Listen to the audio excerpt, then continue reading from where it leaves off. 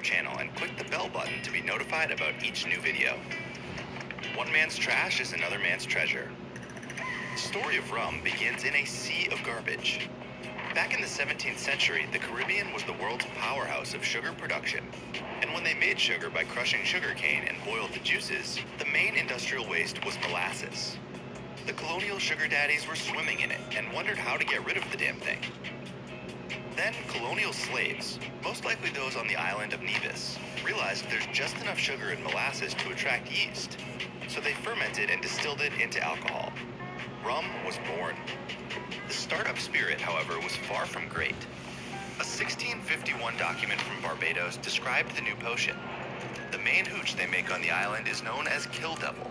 It's a hot, hellish, and terrible liquor. It's incredible how a horrible moonshine became the sipping delicacy we know today, and how the Penguin from the original Batman had something to do with that. More about that later. The spirit of revolution. Colonial America soon caught the rum fever, and by 1775, the average American drank 3.5 gallons of rum per year. America's landlord, George III of the United Kingdom, therefore decided to tax sugar and consequently rum, in addition to tea. Now, the Yankees were already less than pleased with the king, and showering them with taxes when they had no representation in the British Parliament was just another insult to injury.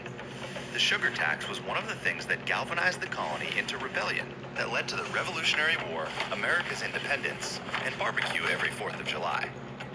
And that was just the first time that rum caused an uprising. On the other side of the globe, about 40 years later, and still under George III, the convict colony of Australia was known for drunkenness and debauchery.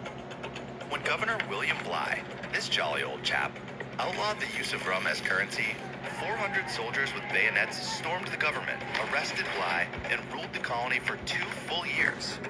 The lesson here? Don't mess with people's rum. The sailor's spirit. While the British monarchy taxed the American rum, they fueled their own mariners with it.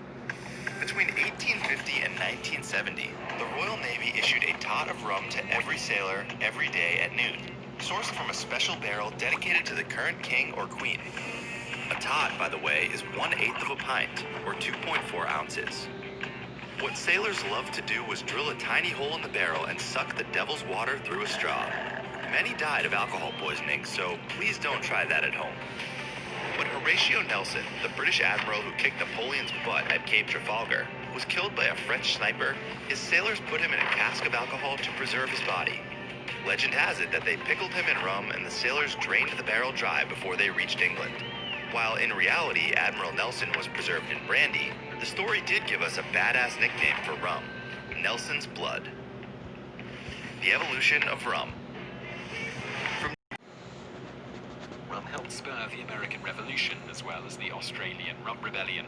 It is estimated that around 3 gallons of rum were consumed per person per year in the American colonies shortly before the American Revolution. Rum production was also colonial New England's largest industry. The passing of the Sugar Act in 1764, also known as the American Revenue Act, drastically disrupted the economy of many of the American colonies, particularly hitting the rum industry hard. Among other things, this act resulted in the colonies having to increase the price on their rum, which allowed the British West Indies to increase their market share of the sale of rum. This act, along with the Stamp Act, enraged some of the colonists and helped establish the no taxation without representation that eventually became a rallying cry for the revolutionists. As for the Australian Rum Rebellion, this took place after the governor of New South Wales, William Bligh, in 1806, decided to outlaw rum as a medium of economic exchange. This resulted in the New South Wales Corps turning on him and holding him under arrest. The Corps then ran the island for 4 years until Governor Lachlan Macquarie arrived. Number 6. Ben Franklin fought hard for the turkey to become the United States' official bird, but he obviously lost out to the